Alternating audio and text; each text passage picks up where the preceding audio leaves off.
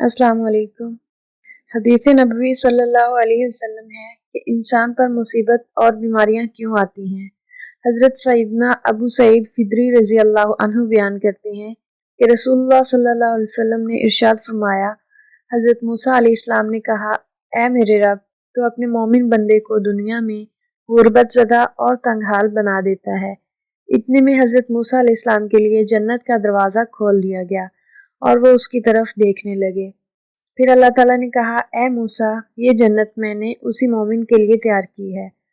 फिर हज़रत मूसा अलैहिस्सलाम ने कहा, ए मेरे रब, तेरी इज़्ज़त की कसम, तेरे जलाल की कसम, अगर उस मोमिन के दोनों हाथ और पाँव कटे हुए हैं और फिर उसको उसके यौम विलादत से लेकर रोज़े क़यामत तक चेहरे के बल घसीटे जाता रहे और लेकिन उसका अंजाम जन्नत हुआ तो वो तो यूं समझेगा कि उसने कभी कोई तंगी नहीं देखी।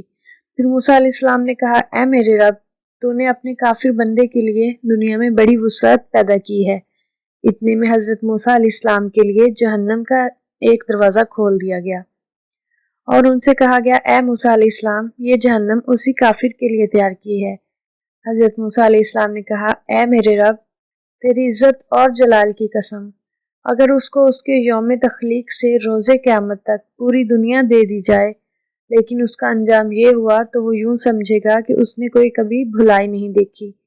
हज़रत आमिर रज़ी अल्लाह अन्हु बयान करते हैं, रसूलुल्लाह सल्लल्लाहु अलैहि वसल्लम ने फरमाया, इमराज और उनके सवाब का जिक्र किया तो फरमाया, जब मोमिन को कोई बीमारी लाहिक होती है और फिर अल्लाह ताला उसे उससे आफियत और सेहत अता फरमा देता है तो वह मर्ज उसके साबिक़ा गुनाहों का कफ़ारा है और मुस्तकबिल के बारे में वाज़ और नसीहत बन जाती है।